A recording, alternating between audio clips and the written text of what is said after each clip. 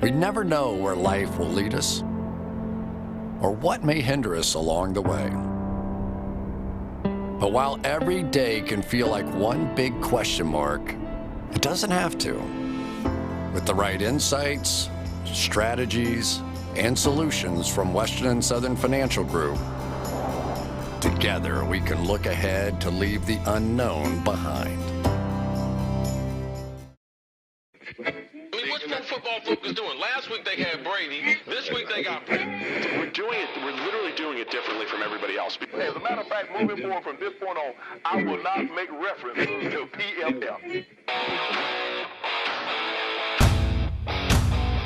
Do you not understand that they are that way because you're Joe Flacco? You just like to discredit things that people deserve credit for. That you can't possibly be expected to defend that. Talk about the game, Sam. So who cares about what people think about us? Yeah, I like football, I like football season, all the things that go with it.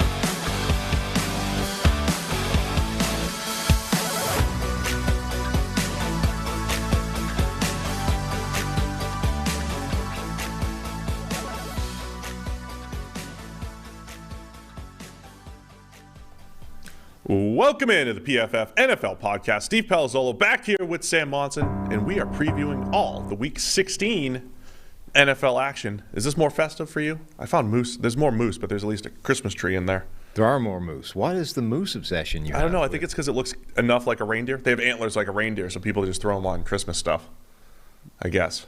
Yeah, mistakenly, presumably. I mean... Yeah, I don't know. I just buy the sweater, like years ago. Are you also like limited in, it's like a friend of mine used to have to buy soccer cleats whenever he found them in his size because he didn't know when the next time he would ever see them in size giant was. Are you like that with, Christmas sweaters? Like if you see one that's X, grab what's there. You just got to go. Grab what's there. This was pre like the Christmas sweater rage. They're all over the place. And I'm not going out of my way to find one. So this one has done me well for about 10 years. So here we are. It's the Christmas show, getting ready. Last show before Christmas, previewing all of the Week 16 action. Yeah, I don't have a Christmas sweater. No, you don't even have like a heart foundation or anything. Nothing. I mean, I own one of those, but I'm not wearing it. You should wear that next time. I had my Macho Man stuff on yesterday. You did. We're live on YouTube. Appreciate everybody who tunes in live. Do you tweet this thing out? Tell the people that we're here? All right, great. I tweeted it. All right, let's get to all the games. We previewed Thursday Night Football yesterday, midweek show, the Wednesday show that we always do. We previewed all of the games. And before we get into it, just want to remind people, if you want your PFF subscriptions, now's a great time to do it for two reasons. First, NFL Pod gets you 25% off anything. And I know draft season's right around the corner. A lot of your teams are going to get eliminated these next few weeks. So now's the time to get 25% off the draft guide and everything else that we have to offer using promo code NFL Pod. And then if you're already in the Edge world, you can Elite Up 50% off using the promo code Elite Up. Look at that, 50% off the Elite subscription. That is a massive deal. This is one of the best deals. And I believe you don't that we have all year. I believe you don't even need to have Edge to use that. That'll just really? Get you 50% off any Elite subscription. That's for any Elite subscription? As far as I'm aware. I did not know. Because historically we would say, look, hey, Edge users, you can Elite Up. Elite Up works for anybody? Now, look, if I'm wrong, I apologize to the thousands and millions of listeners. But if I'm right, 50% off any Elite subscription. Man, that's awesome. Well, go check it out. PFF.com. Elite Up, 50% off sale. I don't know how long it's going to last, but go check it out at PFF.com. All right, let's get into all the games. We've got 15 to preview here, Sam. So it'll be a nice crisp 7.5 hours. Indianapolis Colts at the Arizona Cardinals. There's a couple decent Christmas Day games here. This is one of them. It's the night game on Christmas Day.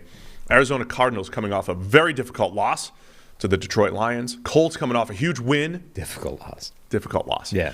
Because it was, anytime you lose to the Lions. To the Lions. Difficult loss. Yeah. So Arizona coming off a loss. Colts coming off a huge win against the New England Patriots. But Vegas isn't completely, overreacting. But maybe they are. Arizona only by 1. Would that be the spread a few weeks ago? Arizona favored by 1 right now at home on Christmas night. Which kind of makes sense, though. When I don't think it's an unfair line. The Colts are one of the hottest teams in the NFL right now. They're one of the most difficult for opposition to match up with because they're winning in that throwback kind of style. Them, the New England Patriots, the 49ers to a degree, those teams that are all kind of cooking right at the moment are not the teams that people expected to be the best teams in the league, or certainly weren't the best teams in the league to start when we were talking about these high-octane passing offenses like Dallas, like Arizona, all those kinds of teams. So all of a sudden, teams like the Cardinals, like the Bills, they are scrambling to try and figure out how to slow down these dominant ground attacks that we're seeing. And I think this is an interesting game for Arizona for that reason. They have to try and pivot and figure out how to stop Jonathan Taylor, the Indianapolis Colts run offense. Last week they got beaten by some big gains by, the Lions. Now, Detroit has a pretty powerful offensive line. Craig Reynolds randomly in the last couple of weeks has been one of the best running backs in the league, but it's being scaled up again. So Arizona needs some answers. And one thing that strikes me is that they need to bring Zaven Collins back into the lineup. Like, that guy has disappeared in the last few weeks, basically hasn't been playing, had an injury that knocked him out for a while, but he's been back. Like, he was the guy that made was it the onside recovery a couple of weeks ago? That was Zaven Collins. He just didn't play a single snap on defense. So I think he's their best run-stuffing linebacker. Okay, he might have some weaknesses in coverage, but it's Jared. I mean, it's like it was Jared Goff and the Lions last week. It's Carson Wentz and the Colts this week. I think it's worth the sacrifice to try and get better against the run. Yeah, Cardinals, 8th worst run defense grade in the NFL. Zaven Collins, about a 69.9 run defense grade, which is one of the better ones on the team, as you mentioned. It's an interesting dynamic there because, again, we would never say let's go out of our way to create this, elite run defense at the expense of having a strong back seven as far as coverage goes. But against this Colts team, that they're not like completely run heavy all the time, right? We had a couple weeks ago against the Bucs where they were throwing it around the yard and didn't run the ball till maybe the fourth quarter. The Colts are versatile. They will adjust to the game situation, but against this Arizona team, I think they're going to try to get Jonathan Taylor going early and often. Jonathan Taylor getting all of his MVP hype, Sam, which I know you love. But look, Taylor's been fantastic as far as what he does when he's given good run blocking, what he does when he's not given good run blocking. He's, I think he hit the top speed for NGS the other day, which is usually, look, when they do that, you have to build up a head of steam, and it's almost always on plays where it's a long run, a straight line. Like, why? I don't know why people use that as a number. When you pull out the top speeds from the year, it's always like this 50-yard run and 50-yard catch and all that stuff. But it's the top speed of the year. It just kind of shows like, hey, Taylor does have that breakaway speed. But I think that's not even his best attribute. His best attribute is his ability to just sift through traffic and use his blocking and make guys miss when needed. So Taylor's really good. He's an excellent player, and the Colts are putting a lot of points on the board, number 3 in the NFL. Yeah. I'm also kind of interested which quarterback, if either, is going to melt down in this game. Carson Wentz, as we've said, has 14 turnover-worthy plays on the year, 10 of which have come in a 3-game stretch. I mean, 3 games, rather. 3 games, not necessarily in a row. 2-game stretch and then a third game. So 10 of his 14 came in 3 games. Kyler Murray, 7, I think, of his 10 or 11 or something like that came in the last 2 weeks. 7 of 11 in the last 2 weeks. Right. Since coming back from his injury, since missing every game since. So those 2 quarterbacks overall have actually got a really low turnover-worthy play rate. But each of them has a couple of games where all of them happened. And in Kyler Murray's case, they've been the most recent 2 games, which have been back-to-back defeats. The Colts, bizarrely, are actually 2-1 in the games where Wentz has had a meltdown and tried to turn the ball over a million times. So does either one of those guys have one of those games this week? Because as much as the Colts have bucked that trend, it's so hard to win when your quarterback does that. Yeah, so Kyler Murray, since coming back, has been not as good as he was earlier in the year. Still has one of the better passing grades in the NFL, but we had a game against Chicago where I think the stats were a little bit inflated. He didn't have to throw the ball a ton, but his accuracy was a little off. Made a beautiful throw to Nuke Hopkins. Comes back to get that Rams Monday Night Football game where he just had a plethora of special plays. He had 5 big-time throws. Plethora, good word. Plethora. There we go. We're getting the vocab expanded a little bit here. But Kyler also threw the ball into coverage a ton, and he had a similar game against Detroit, a little bit more on the volatile end. So his accuracy needs to get it back on track, I would say, compared to what he was earlier in the season. Even just using like completion percentage, which isn't great, but Kyler was well over 70% for much of the season. Last couple games down to 65, down to 56 against Detroit.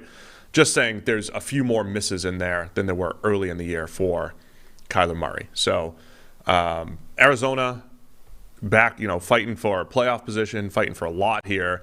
And, of course, the Colts in a similar boat. They're 8-6. They're not one of those 19 7-7 teams in the AFC, but every game matters for both of these teams, which is why it's such a good game. So I think it's a really good matchup here. Arizona is currently tied at the top of the NFC West with the Rams. And that's the ebbs and flows of the season, right? A couple weeks ago, Arizona was 2 games ahead of the Rams, now tied.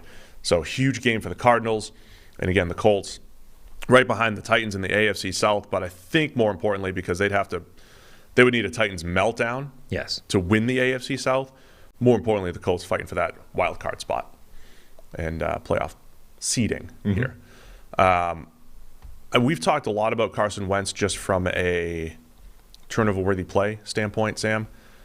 But overall, the grade's not very good. It's just a 70. It's not great. He's just been okay this year, and he was better earlier in the year than he's been. Here's what he has: 3 games with grades under 50. Yeah, and those are the ones you need to avoid. The meltdown games. Yeah, those are the ones you need to avoid. I don't think he'll do that again this week against the Cardinals, but they just won with him throwing 57 yards. And he had 5 completions and 3 turnover-worthy plays last week.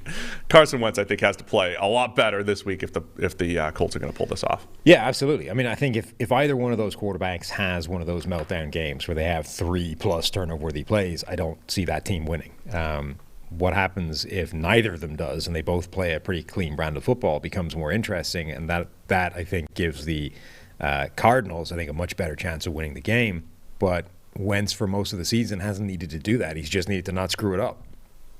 The one little matchup I want to keep an eye on: Darius Leonard in the middle of the field, and the turnover machine, and then Zach Ertz as DeAndre Hopkins. Now that he's hurt, since they brought Zach Ertz in, he has added a different element to this offense in Arizona.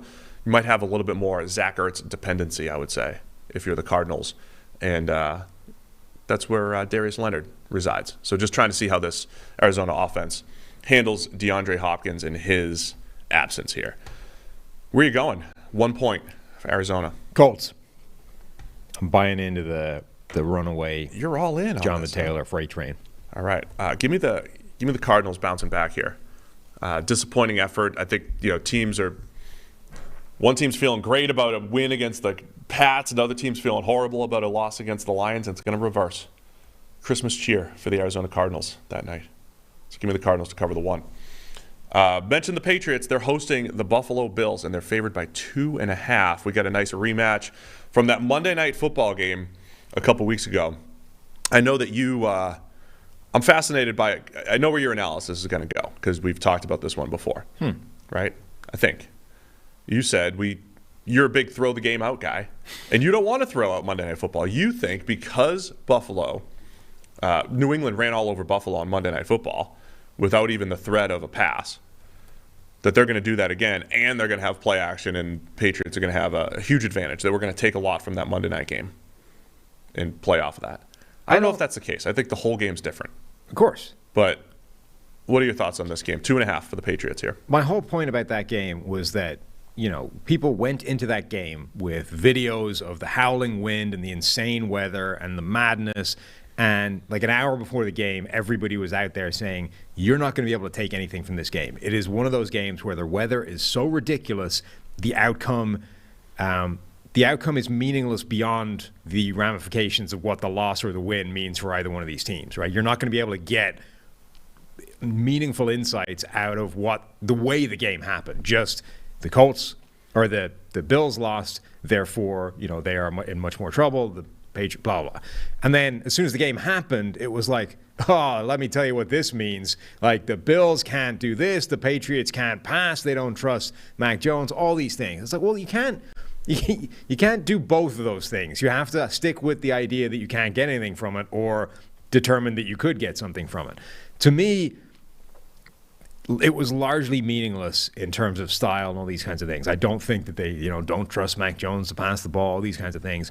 What I do think is that there is something to the idea that Buffalo struggles to stop powerful offensive lines, powerful run games. They couldn't stop the Colts. They stopped the Patriots a few times in that game, but by and large, New England had success on the ground despite literally zero threat of the pass game.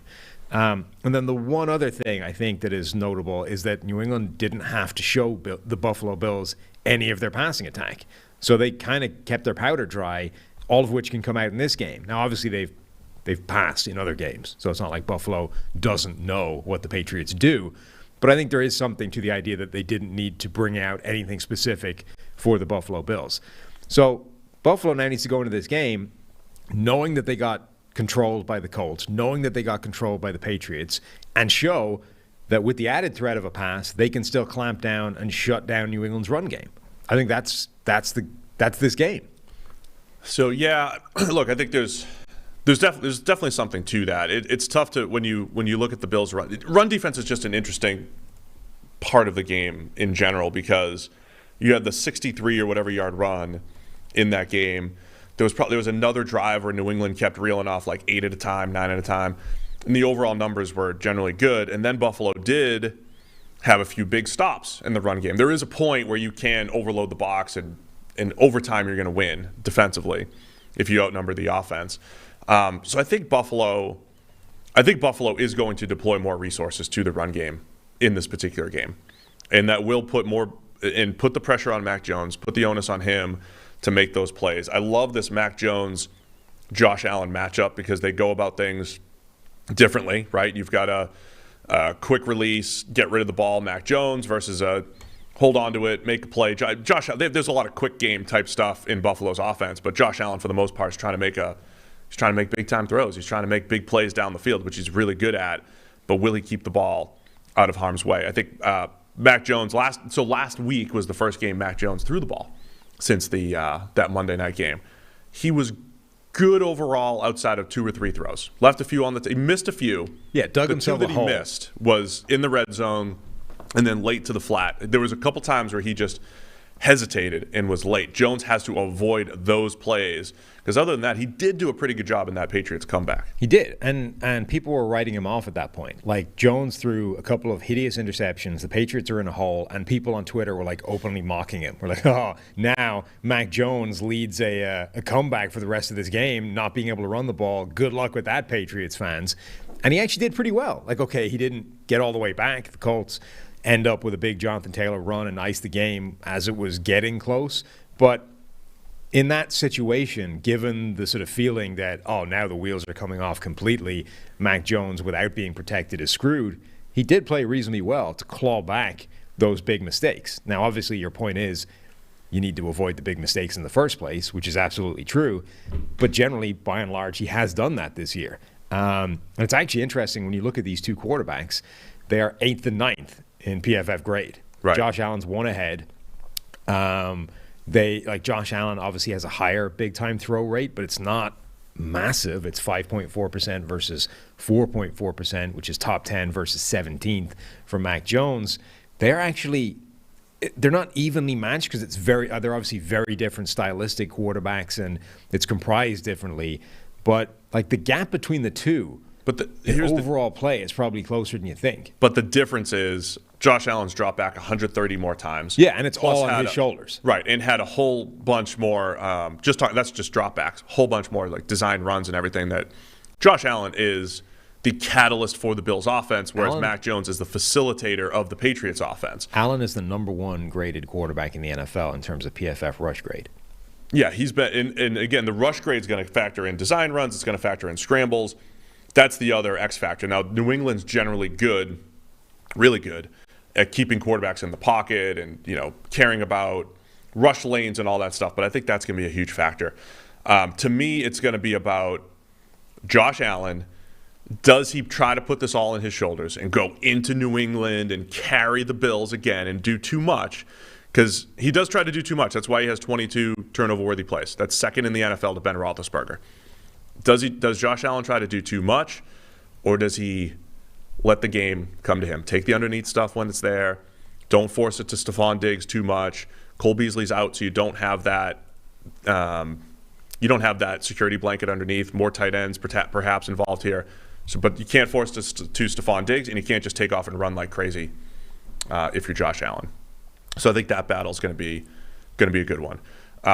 The other part about Mac Jones having to throw the ball more than 3 times in this one, Bills have a really good pass defense overall. Or did before Tre'Davious White. They did before Tre'Davious White. They were.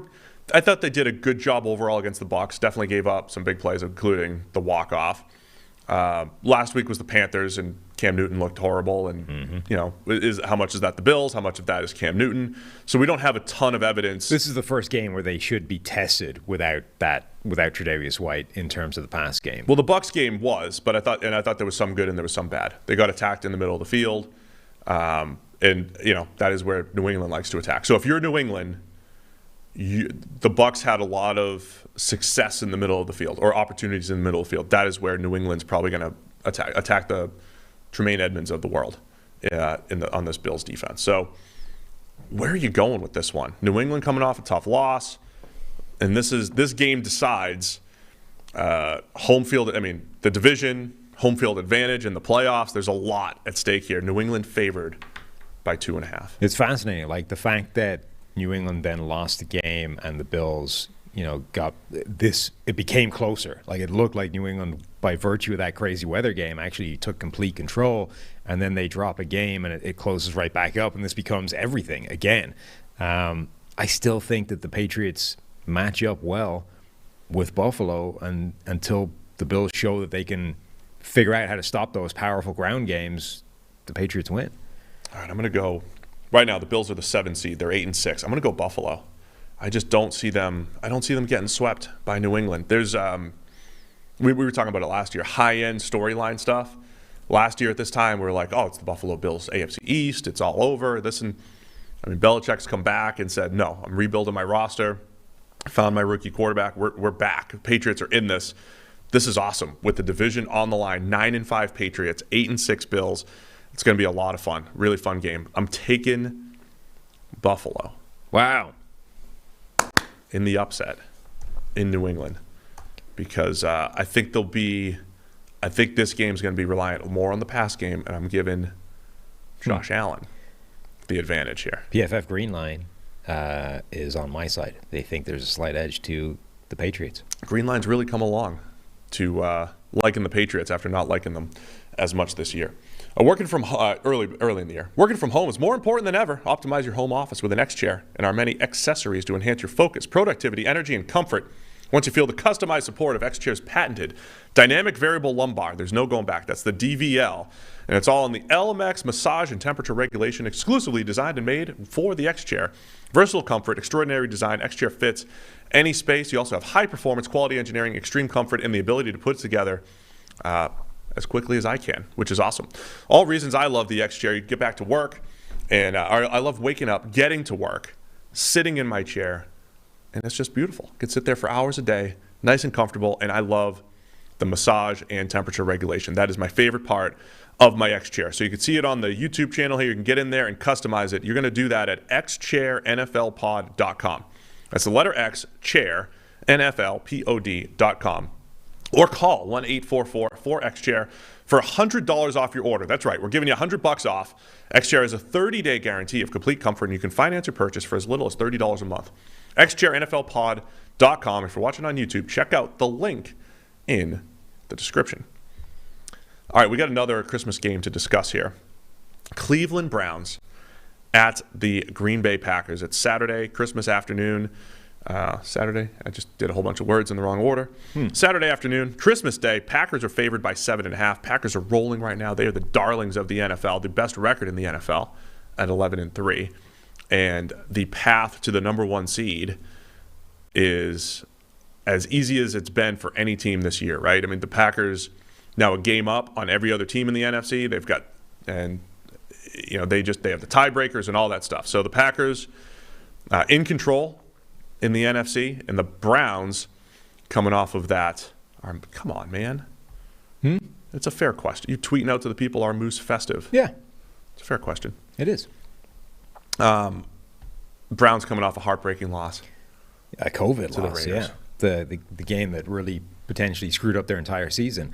It's hard not to be impressed by what the Packers have done this season. Like, there have been a few teams that have weathered setbacks very well this year. Arizona, I think, was one of them. The wheels have started to fall off that in the last couple of weeks. But Green Bay just keeps on going. They have been without three of their most important players basically all season long. You add Robert Tonyan to that, went down. They've been getting by fine. They lose the backup left tackle. You know, they haven't had Bakhtiari all season. He's still working his way back. Elton Jenkins was the guy filling in at left tackle. He goes down. They're now down to Josh Nijman at left tackle. Like, Jair Alexander still isn't back. Zadarius Smith still isn't back. They have been missing some of their most important players.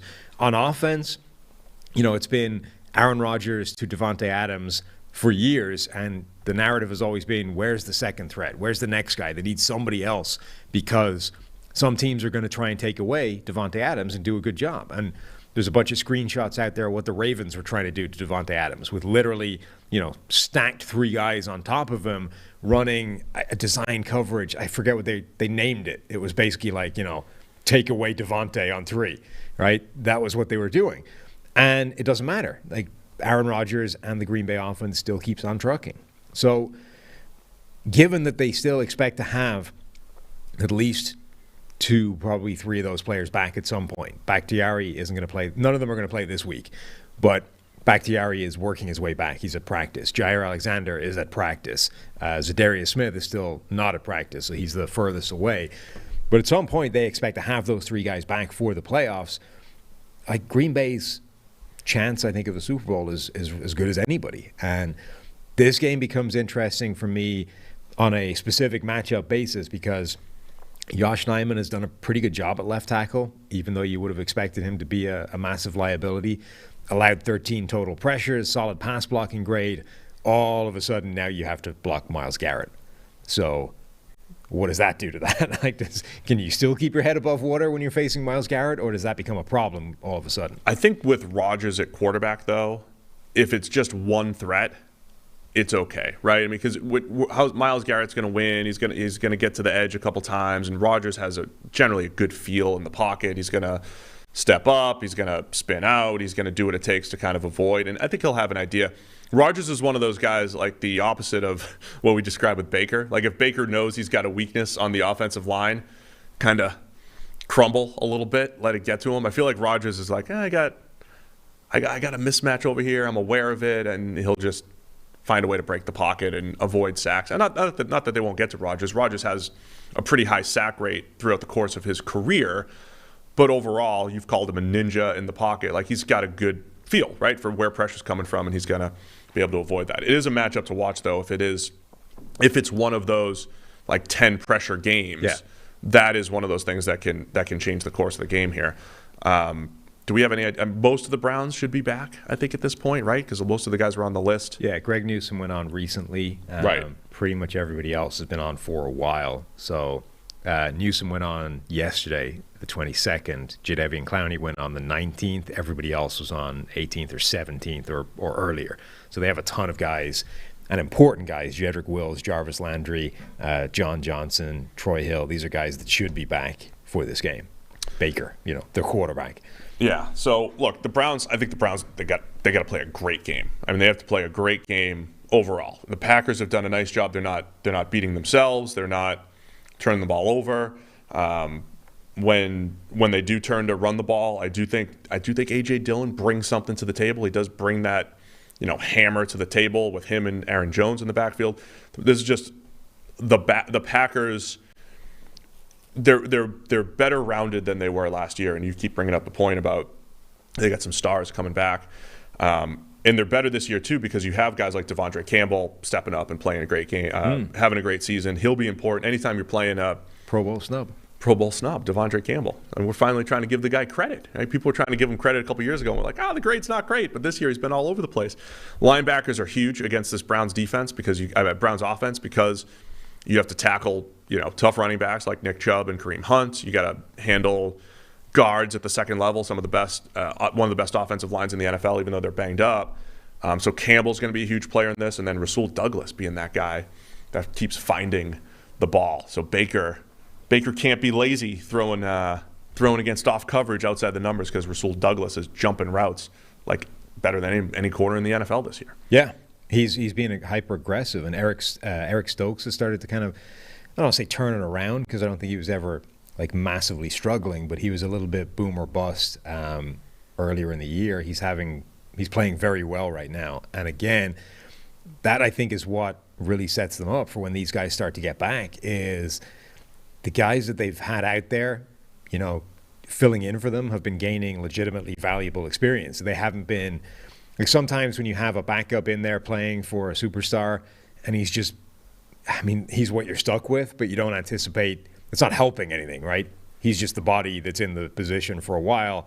And then when you get the good guy back, he just takes his seat in the bench and you move on.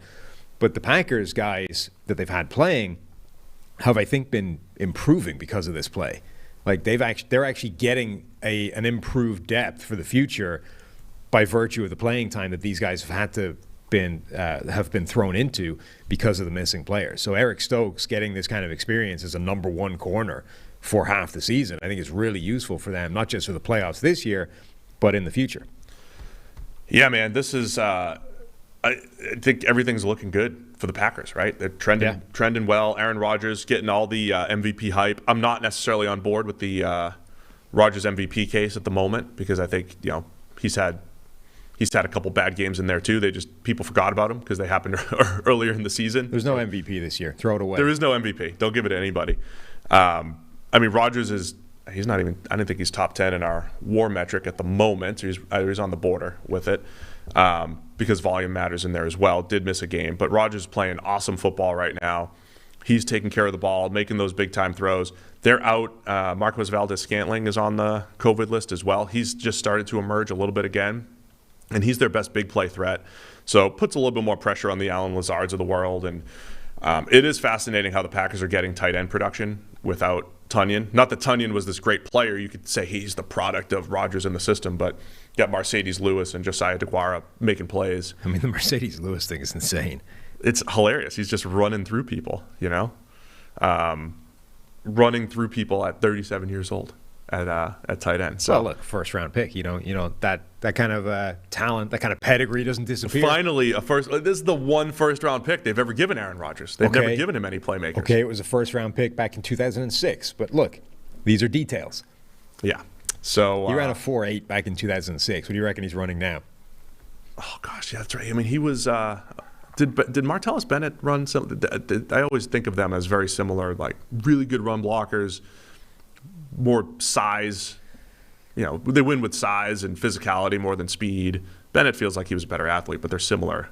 Was Bennett one of those players that didn't actually test that well, despite clearly being a freak? I don't know. We have Bennett listed as a 4.7 flat. 4.7. I mean, that's better than 4.8. But yeah, Lewis was that guy that just kind of like wins with size and all that stuff, but was never a dominant receiver. But this is like after the catch, he might be better after the catch at 37 than he was at 27, which is hilarious. Anyway, Green Bay by 7.5. I think they'll win. It's a lot of points, but I could see them covering that as well. So I'm gonna go with Green Bay here. I just like the way they're trending. How much are you gonna lean on that Garrett matchup? Well, the other thing is that Garrett tweaked his groin in that game against the Raiders and is questionable. think he'll still play on the basis that they desperately need him and he needs the game. So I think he'll play. I think he'll be a factor. I don't know that that'll be the determining thing. The Browns are getting the whole team back, basically, in theory. So I think when that happens, they're a better team than this kind of monster spread. So I think the Browns maybe keep it closer than 7.5. Is that what it is now? Yeah, 7.5. You take it. So you're going to take Cleveland? Yep. To cover the 7.5. All right. Anyway, that's 2 of our top 3 games going to be on Christmas Day. They had talked about maybe moving games on Christmas earlier in the week, but I think it seems like they're going to be fine. These games are going to go through. So none of those are heavy COVID games, right? Well, no, Cleveland's not anymore because I think most of their guys are back, other than Greg Newsome, as you said. Speaking of Christmas, 'tis the season of giving, and DraftKings Sportsbook, an official sports betting partner of the NFL. They're giving you a Christmas present you won't want to re-gift. New customers can bet just $5 on any of the 4 NFL teams playing on Christmas, the ones we just talked about, and you win $150 in free bets if they're victorious. Why not win some green and put some extra jingle in your pocket? If Sportsbook isn't yet available in your state, Christmas can still be merry. Everyone can play for huge cash prizes with DraftKings daily fantasy football contests, and DraftKings is giving all new customers a free shot at millions of dollars in total prizes with their first deposit. So download the DraftKings Sportsbook app now. Use promo code PFF. Bet just $5 on any team to win on Christmas Day. Any NFL team, all they have to do is win, and you win $150 in free bets if they're victorious. That's promo code PFF this Christmas at DraftKings Sportsbook, an official sports betting partner of the NFL. Must be 21 or older. New Jersey, Indiana, or Pennsylvania only. New customers only. Minimum $5 deposit, $1 wager required. 1 per customer. Restrictions apply. See DraftKings.com/sportsbook for details. Gambling problem? Call 1-800-GAMBLER. All right, let's get to the rest of the slate. The Sunday games. Sunday Night Football. We got to put it toward the top of the show. Chris can't last the whole show here. But Washington at Dallas, that's his game. Sunday Night Football. Dallas favored by 10.5. Washington, they're coming off a tough loss against the Philadelphia Eagles. They got ravaged by COVID, and that certainly hurt their roster. Single largest spread of the week. This is the largest, huh? Yeah. And then Dallas, even though the offense hasn't been nearly as explosive over these last few weeks as they've shown earlier in the season, Dallas defense coming correct recently and really dominant. Had a few dominant games in there and some dominant player performances when you talk about what Micah Parsons and some of those defensive linemen are bringing to the table. So Dallas by 10.5 here on Sunday Night Football. Yeah. Obviously, I mean, that was last week basically cost Washington the playoffs. I don't know if they would have made it anyway, but that game being dropped to Philadelphia basically ruins their season, even if they'd ruined it themselves earlier in the year. The other thing it did is Washington had a really weird defensive game plan. We talked on the review show about how Philadelphia absolutely crushed them up front in the run game. Dominant run blocking performance by the Eagles. The defensive linemen for Washington got absolutely wrecked. Jonathan Allen, Deron Payne, those guys got destroyed by Philadelphia's run blocking. They also had a weird game plan in terms of, like, they were lightweight up front. They weren't just being controlled with what you would expect a normal box to look like against a power running team like Philadelphia, but they were matching up with they were matching heavy personnel sets by the Eagles with nickel defense, and were like outgapped up front before the blocking started to take place. And then you have those guys crushing the defensive lineman for Washington, and now all hell is breaking loose, and there's just gaps everywhere to run through. So, you know, Dallas is another one of those teams with a run-blocking offensive line that can take down pretty much anybody. They generally want to run the ball quite a lot anyway with Zeke and with Tony Pollard. And right now, taking the ball out of Dak's hands is probably not the worst idea in the world. So does Washington have a better plan than a week ago, or are they just going to get caved in again? The number 2 run blocking grade in the NFL, that's the Cowboys. And they're an answers team. They're an offense that has answers. That's my favorite way of looking at offenses, right? Can you handle all these different situations? And the Cowboys can do that. They can have games, as you said, where they rely on the line and the running game. It is different. It's just a different feel for the Cowboys this year, because if Dak played the way he has in recent weeks, you know, in previous years, or at least last year, Dallas didn't have a shot. But now they can rely on their defense a little bit, create a pass rush. They're very turnover-driven, which means, okay, Taylor Heineke's back, and he'll probably give you a couple opportunities, right? Give you a couple opportunities to turn it over. We'll see. Who could tell? So, yeah, I think, you know, they're the other team in the NFC that I think people are starting to feel really good about going into the playoffs, right? They were, as of a couple weeks ago, I was like, hey, maybe Dallas is vulnerable and the football team and the Eagles might, sneak in the back door at the division, but they've stepped up. They've won the games that they need to win. They're 10-4, currently the number 2 seed in the NFC. I expect them to take care of business against Washington once again. The entire NFC East playing all of their schedule in the last 4 weeks is just unbelievable, by the way, but yeah, it's hilarious. And it means that those COVID games become even more valuable or devastating or destructive or determinative in terms of each one of these teams' futures. Like, one of the reasons that the Washington, Philadelphia, these teams were all still in the playoff hunt is because they play each other at the end of the year. And if either one of them goes on a run of knocking off the other teams in the division, they can jump back into the playoffs and could even, up until recently, were even still in sight of the division lead. Washington get ravaged by COVID, you drop the game to Philadelphia, and all of a sudden you essentially swap places with the Eagles, who are now the team that has a shot at the playoffs, and you're done. Ultimately, I think, like that game a week ago, yes, COVID was a massive problem, but it wasn't.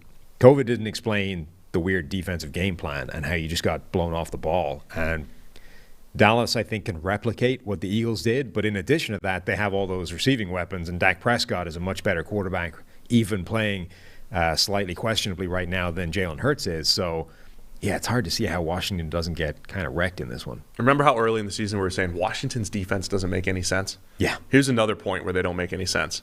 If you do have premium stats, you go check out the Washington page. And if you don't have it, by the way, you get 25% off using promo code NFLPod. But go look at Washington's page and check out their pass rush grades and their coverage grades. And early in the season, pass rush is all green, coverage is all orange and red, bad. That has flipped in recent weeks. Now you've got Chase Young got hurt. I mean, pretty much since Chase Young got hurt, the pass rush has been far worse. Montez Sweat was out for a while. So they lost a lot of depth up front. But the back seven has started to play a lot better. Now, they played the Panthers in there, but they had some good games. They played well against the Bucs. They played well against Russ and the Seahawks. They played well against the Raiders. Was it Russ or was that Geno? I forget. Either way, they played well in certain games. And the secondary's been much better in recent weeks than they were earlier in the year, but they're not getting that same pass. They just have not had the entire defense working together at any point this year, like they did last year when Washington had a top 3 defense in the NFL. We expected regression, but it's just odd how it's been so disconnected this year. Yeah, and I know, they only played a couple of weeks ago, and it was a 7-point game, but Dallas should have had that way out of sight. And Dak let them back in. Right, Dak Prescott with a pick six tries to sort of make it a game towards the end, but Dallas should have been so far out of sight in that game. So I think a repeat is in order. Yeah, I think Dallas, I think they win. I think they roll. Do they roll by 10.5? Yes. Yes, they do. I agree. I think they do. Sorry, Chris. I don't know if it's going to be a close game. If you're interested, who knows? The people believe that Moose are festive. Yeah. So far, the poll is 88% say they're festive. Thank Moose. you. Anything with antlers. It's just if you have antlers. Anything with antlers. Anything with antlers is Christmassy and festive. So. And you throw the tree in there, and it's like I'm wearing a Christmas sweater. It is official. All right. Baltimore Ravens at the Cincinnati Bengals. Bengals favored by 3. That's your AFC North division leading Bengals, because they got the tiebreaker over the Ravens. I don't know if you know. If they win this, they certainly will have the tiebreaker over the Ravens because they'll have swept Baltimore. Lamar Jackson has, what are they calling it? It was an ankle sprain, but they're calling it ankle bruise, lower leg bruise. Is that what they're calling it? I just knew he had an ankle sprain. I didn't know there was anything more to it. They're getting more technical. Oh. It's not a high or a low ankle. It's a bone bruise. Have they given you an indication as to which way it turned? I don't know. The bone bruise can happen on either side. It can. So I don't know. I mean, also, you haven't even talked about, forward or backwards. I mean, there's a whole other axis of injuries you could be experiencing. There on the is. ankle. There's so many different planes of pain that you can experience in your ankle. So what are you looking for in this game? Bengals favored by 3. Who would have thunk? Who'd have thunk it? I mean, the Ravens have been they've just been so wrecked by injuries now. The thing that determined this game the first time around was basically Jamar Chase. Now, what's interesting there is that, one, Jamar Chase has stopped making those kinds of plays generally. Earlier in the season, remember, everything that was sent his way was incredible. It was like he had the receiver Midas touch. When a ball went in the air towards Jamar Chase, good things happened, including against Baltimore. Now, or since then, that's cooled off. Things have started to go badly sometimes when you throw the ball in his direction. But at the same time, Baltimore secondary has continued to just lose bodies and get completely decimated. So they couldn't keep Jamar Chase under wraps when they had some players in the secondary. Marlon Humphrey was going up against him a lot in that game, and he was getting torched. They don't have that anymore. So which one wins out? Is it the fact that Jamar Chase has regressed and isn't making the same kind of plays he was early in the season?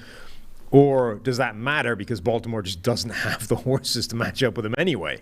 So, we saw last week that they were prepared to completely manipulate their coverages to try and take away one guy, but that was when the secondary threats are a lot less significant. Now, if you try and do that, Cincinnati has weapons. Like they have T. Higgins, they have Tyler Boyd. I don't know if you can give Jamar Chase the kind of treatment you gave Devontae Adams. So that whole dynamic, I think, is a really interesting one to watch. So last week I tweeted it out and talked about it. Baltimore, with their depleted secondary, they didn't look like they had a chance against the Packers, right? I mean, it's just Rodgers, and they did what they could to put the three people on Devontae Adams, right. But they couldn't really stop Alan Lazard, or they couldn't stop Valdez-Scantling and all that stuff. And we've also talked about the Bengals doing what they can. Like they love having games where Joe Burrow only has to drop back 25 or 30 times. They've tried to achieve that in many ways. I think this is the game you put it in Burrow's hands, left and right? Just say every game is that game. I know, but this one hamstringing the man. Yeah, but this game in particular, man, like it's Anthony Averett's the most experienced guy back there. Kevon Seymour might have more experience, but Tavon Young was banged up a little bit last week. Brandon Stevens, Anthony Levine. I mean, they're beat up, man. Yeah. They're completely beat up, and it's like we're going to put the ball in Burrow's hands and say, T. Higgins has been excellent the second half of the season. Go cover him. Go cover all those guys. This should be a Joe Burrow game in Cincinnati. A lot of people think we're like a hometown. They think we're biased to the Bengals. Like we were born and raised in Cincinnati and just diehard Bengals fans and all that stuff. It's funny. We're not. You're from Ireland. Correct. By the way. Yeah.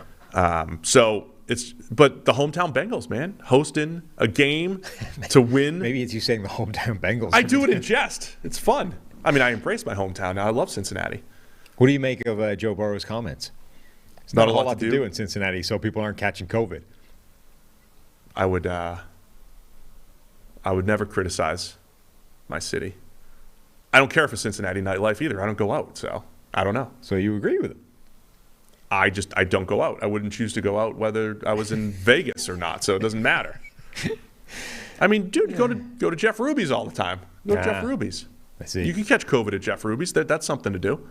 That doesn't feel like a great. I'm not saying go catch COVID at Jeff Ruby's. I'm saying you can catch it at any indoor establishment, and Jeff Ruby's is a place that I would choose to go to here. I'm not sure you're the guy we want reading the ads anymore. What do you mean? If you're looking for COVID, you can go to Jeff Ruby. You can go to Jeff Ruby's downtown. You go to the precinct. You can go anywhere. Please only sue him, not me. I don't want any part of that. There's not a ton to do in Cincinnati. I mean, yeah. I mean, he's not wrong. I guess. Like, where does Cincinnati rank? It's not the most bumping nightlife city in the world. Maybe you should get in your playbook, man, instead of going out. I mean, he is. Yeah. Apparently, because there's nothing else to do. So no comment. Okay, that's our official party line. Go get COVID at Skyline. Stop getting sued by everybody. Where are you leaning in this game? What are you looking for? If Lamar's back, I think that changes a lot. I think as great as Tyler Huntley played last week, do you trust him to do that again? I don't know. I don't trust him to do that again, but do you trust Lamar to do that at this point? Like, when was the last time Lamar played well? Look, even though I was making Carson Wentz comparisons Pro to Bowl the Lamar, flow, that is. Yes, I know. The flow of Lamar's career, looking like Carson Wentz and all that stuff. I mean, clearly he has I would expect Lamar to get back on track at some point here. Clearly he has a much higher ceiling and is a much more devastating threat than Tyler Huntley. But the last time Lamar actually played very well in a game is going back a fair way at this point. And that's part of the reason that Baltimore's been struggling. Yes, everything else has been disintegrating around him, but Lamar has not sort of held up his end of the bargain either. And the fact that they were able to put in Tyler Huntley and the thing didn't look much different, I think is significant. Now, it doesn't mean that'll happen every week if you're forced to live off Tyler Huntley for a while. But the point is more that Lamar Jackson hasn't been playing at a level higher than that for a while, whereas Joe Burrow absolutely has been.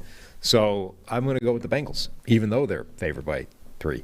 I'm going with the Bengals as well because I think, look, I'm a homer, and I just think the matchup here, Burrow and his pass catchers against the Ravens secondary is going to be too much. And I think the Bengals lean into that. They should lean into it. They put up a ton of points, and it's going to be tough for Baltimore to hang. I think Baltimore's, much like Tennessee, I think all the injuries are just starting to catch up and be too much for them to overcome. The biggest thing in Baltimore's favor is Cincinnati's refusal to put the ball in the hands of their best player and just adopt that game plan. Like that despite the fact that there's a giant bullseye on the entire Ravens secondary, they're going to go out there and 55% of first downs are going to be runs up the middle to Joe Mixon. Put it in Burrow's hands, man. Go get him.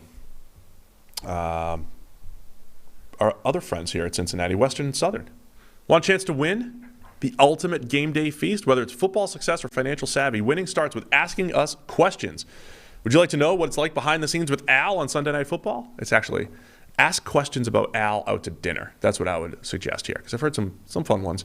How about a need to know on your financial future? Western Southern is teaming up with PFF's very own Chris Collinsworth to share insights that can help put you ahead on both your fantasy and financial scoreboards. Every submission earns you a chance to win the ultimate feast to celebrate football's favorite Sunday. We'll cover your catering up to $2,500, coordinate your order from a restaurant near you, and have it delivered on February 13th, 2022. It's a big day. It's a big day with a big game.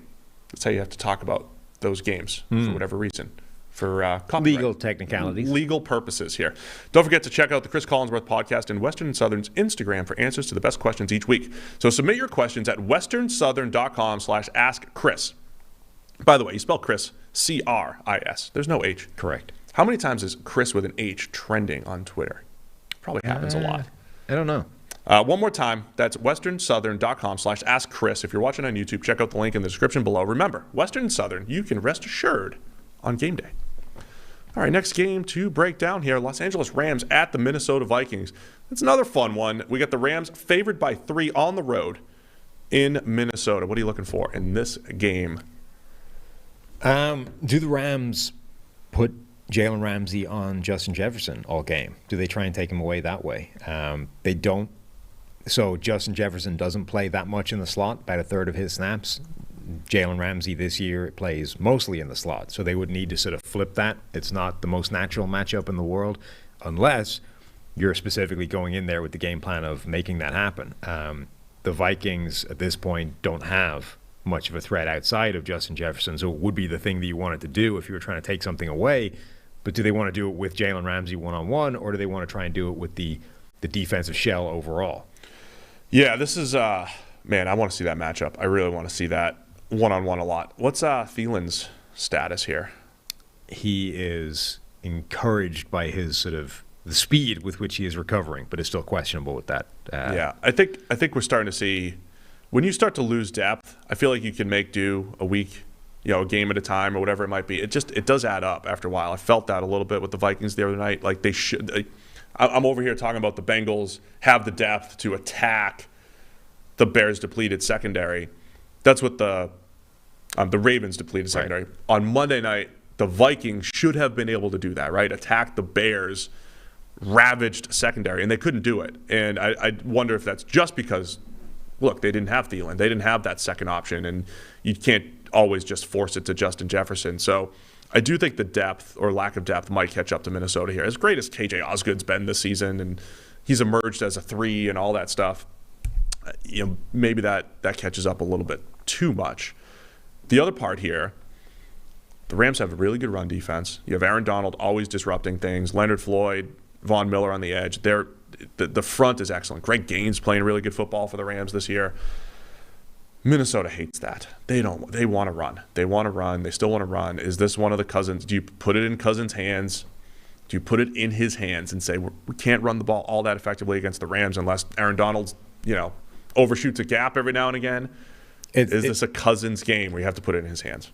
Maybe, but that comes with its own risk because Aaron Donald has quietly been on quite the ridiculous tear in recent weeks. It was a relatively quiet year for him up until the sort of last month, and then he's exploded and sort of reminded people that he's actually a freaking dominant player, like the best player in the NFL, period. Now, look at who it's come against, right? Jacksonville's offensive line, Arizona's offensive line, Seattle's offensive line. They are teams that you would expect Aaron Donald to kind of rip through, and he has. But this is where it becomes relevant because the Minnesota Vikings, their offensive line remains forever in flux. Particularly right guard is a problem spot for them. They've cycled through a few players. They got rid of the issues from last year, but even this year they've Oli Udoh, they've had Mason Cole there. They haven't necessarily been able to nail down that spot. Donald should be able to win that one-on-one matchup every single time if he's there. The left side is more interesting. Ezra Cleveland has played okay this year, but again, it's Ezra Cleveland versus Aaron Donald. That should be a win for Donald as well. So whatever you want to do, whether you want to run your outside zone plays and watch Donald knife 5 yards into the backfield, or whether you're dropping back to pass and it's Aaron Donald one-on-one against those guys, I mean, it's self-evident and stupid, and it's years in the making, but what is your game plan to stop Aaron Donald? Because otherwise he is capable of wrecking your entire offense on his own. Like Akeem Hicks. You can run power away from him, and he can't be a factor. But they don't run power. So. Yeah. I mean, Akeem Hicks did a pretty good job of single-handedly wrecking the Vikings offense last week. And Akeem Hicks is like a shadow of Akeem Hicks, let alone a shadow of Aaron Donald. So, again, you need a plan. And then defensively, what's the plan to stop Cooper Kupp? He continues to tear it up. He's been awesome after the catch. He's been awesome down the field. Him and Stafford have a great connection. Stafford playing much better football in recent weeks after his little midseason slump. So Rams are looking better. I think they're answering some of those questions too, right? We thought the narrative would be they'd have this peak and then they drop off and McVay can't adjust and all that stuff. They've been better, not great. They've been a little better in recent weeks. And look, I don't think they were great against Seattle, but Stafford made the big time throws that they needed to win the game. So Cooper Kupp on one side, Justin Jefferson on the other. That's all a great storyline. But I like the way the Rams are trending here. You mentioned Aaron Donald's ability to take over the game. We're starting to see that star power on the Rams side, I think, really step up. On the defensive side, at least. Yeah, if they figure out how to neutralize Justin Jefferson, it's tough to see how the Vikings win this. Kirk Cousins trending in the wrong direction in recent weeks too. We had mentioned he was up near the top of the grading for a while, and was he going to just regress back into what he was previously, or had he turned? He's got 4 of his last 5 games have been graded at 65 or below. So that to me feels more like just a regression to the Cousins, more than anything.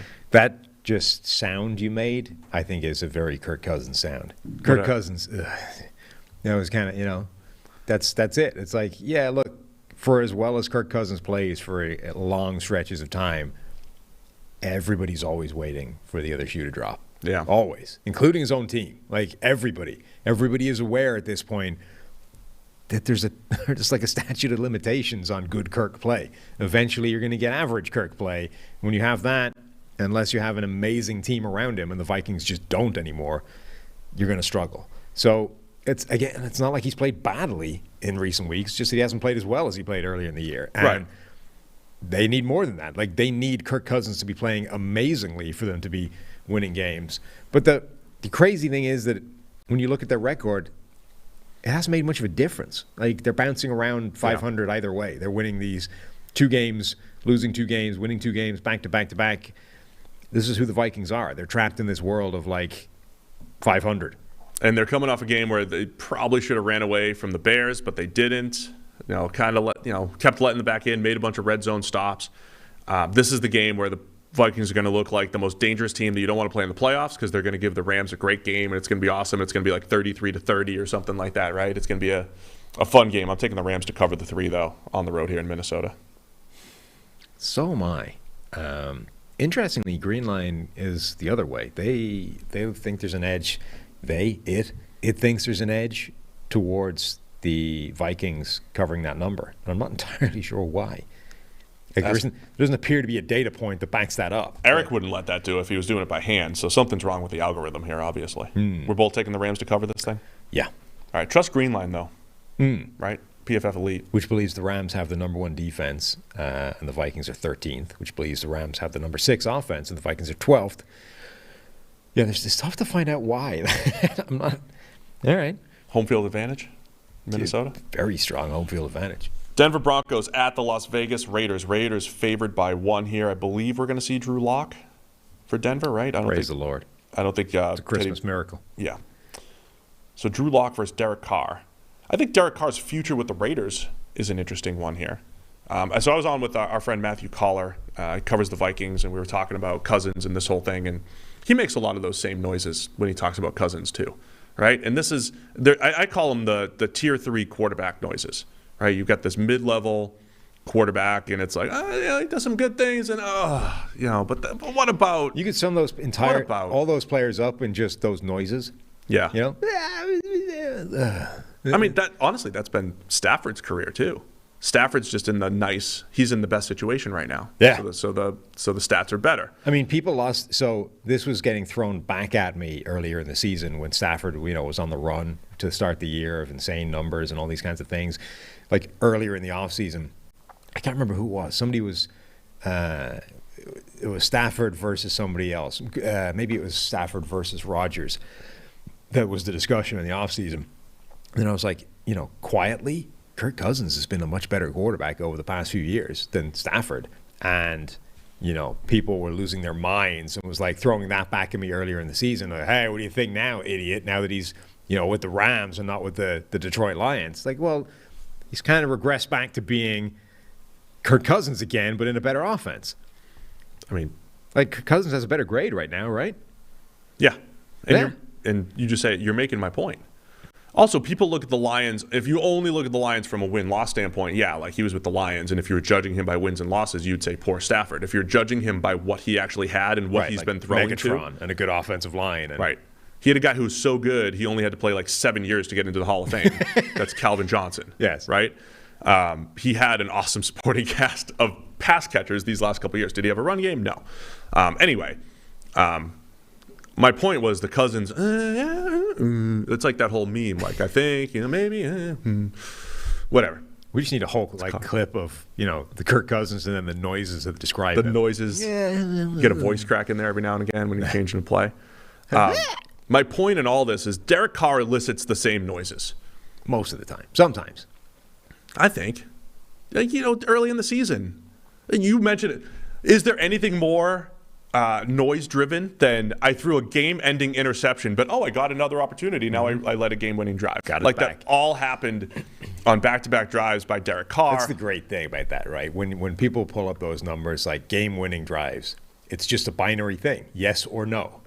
So that one, simply a yes. Yes. He won the game. The fact that he tried to throw it away a minute earlier is irrelevant and doesn't get captured by that. He won the game. Look, again, I like a lot of stats. I think those things get you in the ballpark over time. And Carr's been pretty good in those situations. You have to have a lot of opportunities in those situations. Carr has had a lot of opportunities. Stafford has had a lot of opportunities because you're losing a lot of games, right? Yeah. If you're a 500-ish quarterback, this is the big thing of that, you have right? more opportunities. Like the game-winning drive thing, like you don't get too many of those when you're ahead by 15 every year. Like Tom Brady hasn't had an awful lot of game-winning drive opportunities down the years because he's been ahead by 10 points in the fourth quarter most of the time. But there's stats out there too that isolate the opportunities too, and Brady's like the only QB in history that's over 500 in those particular instances. So those do kind of, over time, that's what I'm saying, like they get you in the ballpark. So Carr, earlier in this year, one of our highest graded quarterbacks. He's got a ton of big time throws. He's doing great. Does he still lead the league in big time throws? He might be up there still. He does. He's slowed down a touch, but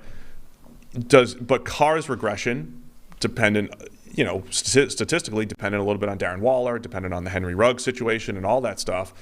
But what is Carr's future with the Raiders is what I want to see over these last few games. Like, not that it is determined here, but there's going to be a new regime.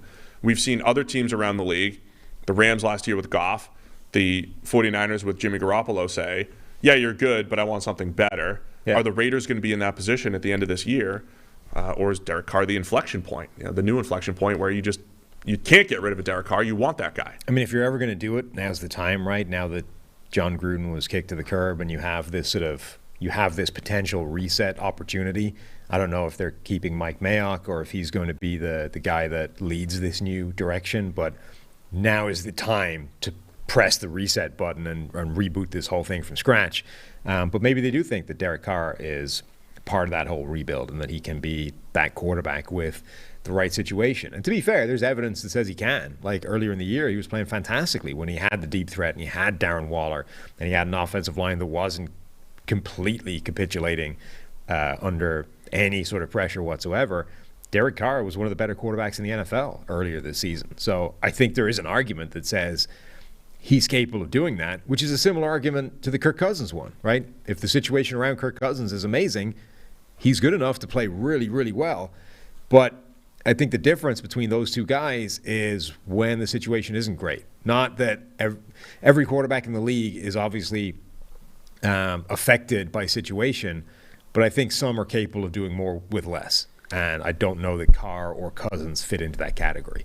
And this is the tale of an NFL season. The last time they played in Week 6, Carr was playing really well. He has his highest graded game as a passer against the Broncos. He had only 18 completions for 341 yards. That was when Henry Ruggs had 97 yards on 3 catches and Waller was healthy and out there and all that stuff. So it was a different world, I think, back then, way back in Week 6. It just kind of shows how often things change a little bit. So I think it's Waller's still questionable, non-participant in Wednesday's practice. I think he's been questionable for every single practice, so I really don't know what to make of that. Yeah. I think this is... the Raiders have to get the run game going a little bit more than they have this year because that's just the way the roster's trending. But they're trying to run the ball. Their issue is that the offensive line stinks, and whether you're trying to run it or pass it, you're going to have some problems. Like Alex Leatherwood is one of the worst offensive linemen in the NFL this year. Having said that, he's coming off a good game. But this is the thing. Like I think the Raiders believe that the offensive line is so bad we need to protect Derek Carr by running the ball more. But the reason, that problem is the same when you try and run the ball. That just means that instead of Derek Carr being under pressure and getting hit, Josh Jacobs is running into a brick wall. Like either way, the play is negative. You know what I mean? 55 pressures given up by Alex Leatherwood, with only four of those games are at right tackle. But man, that is when you're giving up 4, 5, and 6 pressure games and a 9 pressure game against Kansas City. When you're giving up those types of numbers at guard, that is rough. So Leatherwood has a tough transition in the NFL. Drew Lock, the full experience was on display on Sunday. The again, jump ball touchdown, got stripped at the goal line. So I don't know what to do with the football. Of the football, not of his clothes. No. So where are you going in this particular game? Vegas by 1. If Teddy was the quarterback, I think you would be leaning Denver. Drew Lock just opens up a much broader spectrum of things that can happen in this game. It could be good. You might get a game where Drew Lock puts it together in a relative sense, hits a couple of big plays, somehow doesn't make a massive mistake, and all of a sudden the Raiders' problems are too big to overcome, I think. Alternatively, you get a game that probably features some pretty significant Drew Lock mistakes, and if that happens, that swings everything back towards the Raiders. I think Drew Lock's the guy you just don't bet on. You just don't bet on Drew Lock. You just don't bet on Drew Lock. But you don't want to bet against him either. No. So let's settle this the old-fashioned way with a coin flip. Oh, I was just going to take Vegas. Well, you do that. Okay. So you're going to go heads. Drew Lock makes catastrophic mistakes, and the Raiders win and cover. Tails. Heads Raiders. Drew Lock has a clean game, and Tails we're Broncos. good. Tails. Good game from Drew Lock. Wow. Big Drew Lock game. This is science. Impressive. On the road, at Vegas. Huge. Good for Drew Lock. Mm-hmm. He's coming back, baby. This is why they should have gone with him to start the season. Maybe that's how they did it. Teddy won the coin toss. Flipped the coin. Yeah. Pittsburgh Steelers at the Kansas City Chiefs. Chiefs are favored by 7.5 as of right now. They also have a lot of players on the COVID list. And not just a lot, but important. So Chris Jones should be back, right? Yeah, because he missed the Thursday night game last week. So he should be back by now. But Tyreek Hill and Travis Kelce are both on the list right now. They still have a chance to test out. But We've always thought, hypothetically, what would Patrick Mahomes look like without Tyreek Hill and Travis Kelce? And you might find out. You might find out in a one-game sample here. The COVID list is strong. Most people are listed as out. So Tyreek Hill's listed as out on ESPN.com right now. Kelsey's listed as out. The chaotic thing about this is it isn't just like the list is one thing, but remember, like vaccination status determines how quickly you can come back. Everybody on their COVID list is listed as out right now, though. Right, but that might not. I mean, I don't know if that's how ESPN lists them. I don't know what the protocol is there. So for the Lucas Niang, Kyle Long, Nick Bolton, Rashad Fenton, Blake Bell, Harrison Butker. The critical players, obviously, are Kelce and Tyreek Hill. I mean, this has been the discussion, right, that the Kansas City Chiefs are too top-heavy. And if you can figure out a way of taking those guys away in-game, they don't have enough to win outside of those two. What happens if you just take them out of the game, like completely, and say, now you don't even have those guys on the field as options. How do you win with Mecole Hardman and friends? Like, so that becomes really fascinating. I would say at least knowing they're out is an advantage for the Chiefs. There's a difference between they're on the field and then you have to get to your third and fourth option on a given play. I think going into a game knowing that you're relying on a Hardman or you're relying on a Byron Pringle, at least knowing that going in, you can game plan for it, right? And I think that's the one advantage. So you're looking at Demarcus Robinson, Josh Gordon, Byron Pringle, Hardman, who you mentioned, the run game, which again, as of a couple weeks ago, that was the strength of the Chiefs was, run blocking up front with that offensive line, and maybe they have to do that against the Steelers team that gave up another 200 yards on the ground last week against the Titans. Like 1 week removed from getting destroyed by the Vikings. This could actually be a game where Mahomes is going run, pass quite really a bit. Should be. Yeah, because they could, maybe take advantage of the Steelers. If they're up prepared front. to do that, that is the best way they're set up right now. That would be interesting. And then you just get Mahomes working play action off of that, and you get this completely different looking Kansas City offense. So not rooting for any of these COVID cases or people to miss games. It is just an interesting storyline that you get to see two of the most uncoverable players for the Chiefs, and it's like, all right, Mahomes, go do it on your own without those guys. It'll be a challenge. I think he steps up and does it though.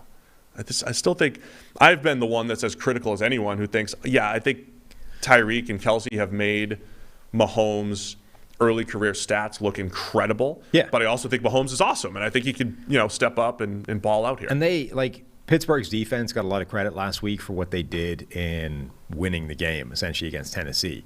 Like, they did play well and they made some plays, but Tennessee also kind of imploded with some of those turnovers, and some of them were kind of freaky. Like, the one to the guy, was it the tight end on a shallow crossing route where he kind of got a hit and then the ball just sort of bounced up weirdly out of the back of his arm and then Minka Fitzpatrick dives to snag it. Like, that's one of those weird plays that is, it happens. It was great, but it's not repeatable. Like, that's just a weird bounce of the ball. If Pittsburgh doesn't have like a couple of those plays where they turn the ball over, it's tough to see if their defense can have the kind of impact that it needs to have, because different to a year ago, their defense isn't suffocating. It's not dominant on a across the board basis. It's relying on those games where TJ Watt turns up and has a really dominant outing and maybe gets a strip sack or two, or has some really big negative plays in there, or they get a few turnovers and they force teams into problems that way. If they don't get those big plays, they're not the kind of defense they were a year ago. And then offensively, Pittsburgh still not moving the ball very effectively, run game or pass game. They do have those moments, right? Like in the Minnesota game a couple weeks ago where they put the ball in Ben's hands and he chucks it down the field and makes some throws. I will repeat for the 900th time this year the ugliness of what that could look like, but the potential payout of when you do connect on some of those passes. Problem is the Chiefs do a really good job. I mean, they're gonna zero blitz Big Ben, who can't move, an offensive line that can't really pass protect, Chris Jones, who can't be blocked. I mean, it could be ugly on that side of the ball too. So I think we might be looking at a low-scoring game on both sides. But I think for Pittsburgh to win, you have to have a little bit of that big retro Big Ben, make a few big-time throws in there, get the ball to your playmakers. I don't know if Kansas City is going to do it. I don't know if they're going to try to slow the game down a little bit and run it, but I think they need to still be aggressive even without Kansas City having their top two playmakers. I also think that this is the first defense in a while that's going to throw a game plan at Kansas City's offense that isn't just a gimme. Right? I think that is still an open question. What happens when Kansas City's offense faces those defenses that have caused them problems with those two high looks? Now, Pittsburgh mixes up their coverages a lot. They will show a bunch of different coverages. I would imagine they will show more of those two high looks than the Chargers or the Raiders have done, which, remember, is basically the sum totality of Kansas City's offense being fixed, bouncing back, is the Raiders twice and the Chargers, who didn't run like a snap of too high. They ran it a couple of times and swung away from it, rolled safeties away from it. So if we just see a defense that shows them that again, we still don't know if this offense is back, even if they did have Kelsey and Hill. So there's a lot of things that would say this is a big number to be putting out there, given what we're talking about with Kansas City. Now I want to talk myself back into it. You get T.J. Watt. He's battled a groin injury, but he's still out there, right? I'm losing track of everybody's injuries. But T.J. Watt against Andrew Wiley, the backup right tackle, potentially with Niang listed as out at the moment.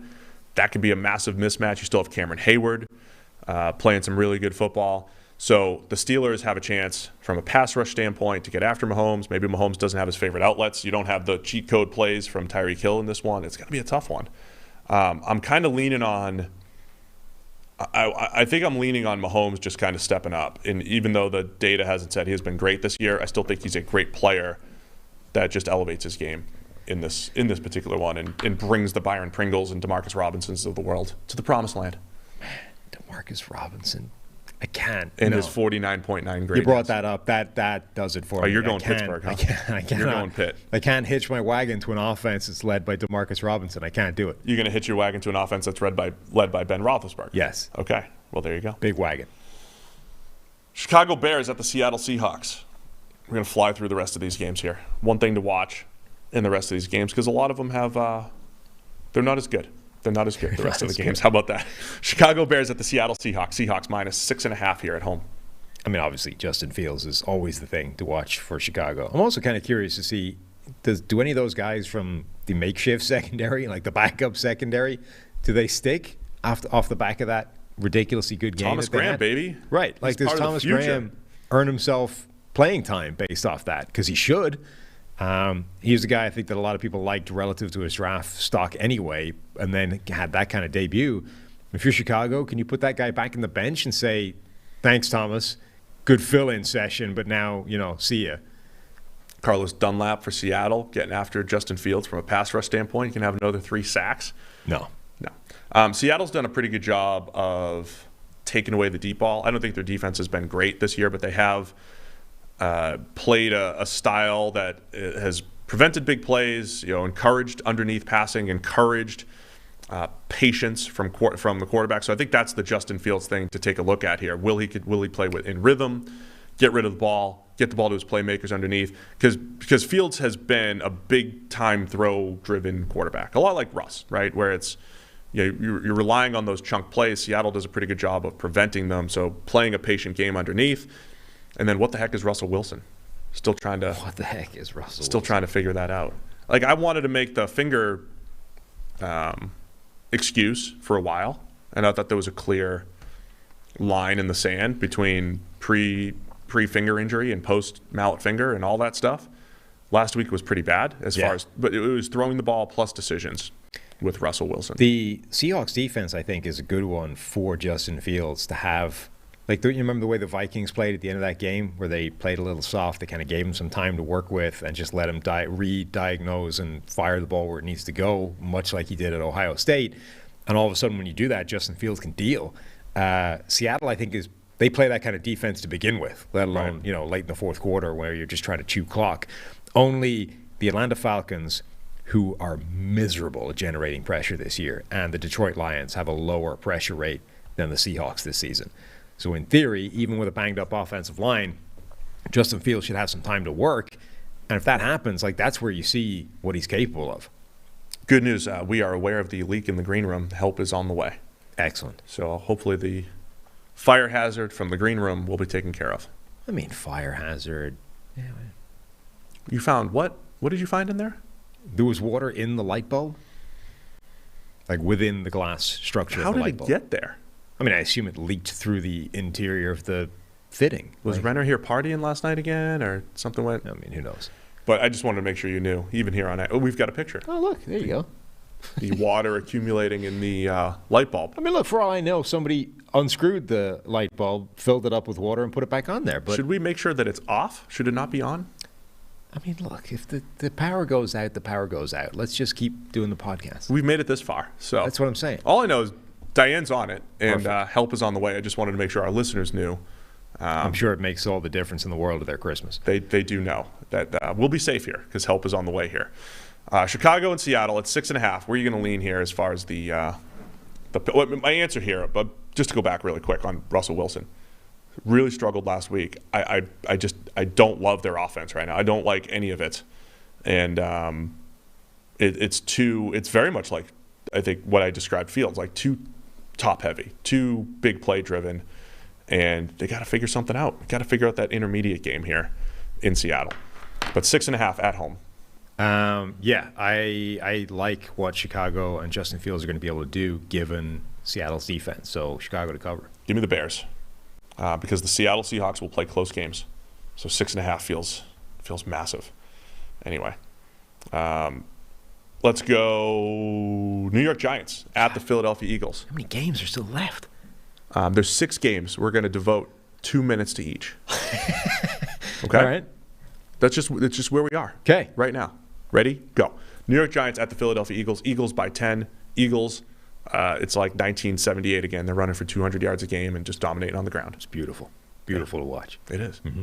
They're going to cover the 10 here at home. Crushing offensive line. Jordan Mailata, Lane Johnson, Jason Kelsey, all 3 of those guys at one point were like miles downfield blocking for those guys. The Giants' defense has not been particularly good lately. The Giants are running Mike Glennon out there on offense. It's not a good time for New York. They, I think, are looking to the future and to the new regime that's probably going to be running the place and, don't really care that they're down to the Eagles in terms of the spread. Yeah, I'm liking the Eagles in this. The way they're playing. I think the defense is not as soft as they were earlier in the year. They're playing a lot better. Darius Slay's having a really good season. Remember the Giants beat them a couple weeks ago though, and that was right as we started to get excited about the Eagles. And Jalen Hurts had three interceptions. I think only 14 completions in that game. I don't think we see that same game again from the Eagles. It took some really bad play from Hurts and that offense in general. I just don't think we see that. So give me the Eagles. Yep. To cover the 10 at home. Agreed. Another 10-point spread. We got to be leading the nation in 10-point spreads this year. Bucs are also favored by 10. They're at Carolina facing the Panthers. Bucs coming off their horrible loss, 9-0 against the New Orleans Saints. Last year, I think they played the Panthers right after their Saints debacle too and put up 48 on them. So the Bucs, for whatever that's worth, have a history of bouncing back, a 1-year history of bouncing back from their bad Saints game. Are they going to do it this week, and they're going to cover the 10 at Carolina? They're dealing with a lot of problems. I mean, obviously you lose Chris Godwin. That's the big one. But they lost a bunch of other players in that game as well. There's a lot of people that are injured, not 100%, dealing with whatever. The Bucs, they're kind of struggling. They're trying to get through at this point. Now, look, Carolina's got its own problems. Like, they're still talking about this 2-quarterback system, only now it's Cam Newton and Sam Darnold, not Cam and PJ. Don't know who to prepare for. You don't. You just don't know who to prepare for. I think you could probably solve that by just not preparing for any of them. You got to get your linebackers ready for the ball coming to you, though. You have to know, is it going to be a laser beam from Cam Newton, or is it going to be a little bit softer from Sam Darnold? Yeah. That's the thing. Levante David, another one of those players that's injured and is supposed to miss the rest of the regular season. Leonard Fournette out for the rest of the regular season. Did you mention him? I didn't, but you're right. He's one of them. Tampa Bay obviously is much better. They have a significantly better quarterback. They don't have an absolute train wreck of an offensive line. There are many reasons that the Bucs are favored by 10. On the other hand, they are dealing with a lot. Like, this is closer than it should be. I mean, Mike Evans questionable with a hamstring, and hamstrings are just questionable injuries in general. Antonio Brown coming off the suspension, questionable with the ankle that he was dealing with before his suspension. If both of those guys play, I think the Bucs will figure it out, depending on how healthy Evans is. But that's risky. Hamstrings get tweaked, and it is going to be a little tough with Brashad Perryman. He's out as well, and that's just, it sounds weird, but not having Perryman to like fill in on Sunday night kind of hurt them, and it ended up being Jalen Darden and Tyler Johnson and Scotty Miller. So they got to figure out other playmakers. And the same thing with Fournette. As much as I didn't think he was a good player, really, going into the season, he's been good this year. He's caught the ball and turned upfield and done simple stuff that I think has made the Bucs offense better. So I do think they're getting it's getting depleted there in Tampa Bay. So what I said on the PFF Daily the other day, Tom Brady's got to play better. I mean, he's just got to play better and carry these guys down the stretch here. He hasn't played his best football since probably earlier in the season, and but I think it's going to be tough for Carolina to move the ball as well. So we could see a lower scoring game. I'll take the Bucs to bounce back and cover it, but 10 is a lot. It's to me, it's dependent on if Evans and Antonio Brown are both not playing for some reason. I would take Carolina to cover it. Yeah. God, I hate this line. As of now, I'll take Tampa Bay, though, assuming they're going to play. Yeah. I'm going to go with some weird Carolina cover. I think somehow they'll get there. All right. For no Carolina reason. covering the 10. Bucs playing.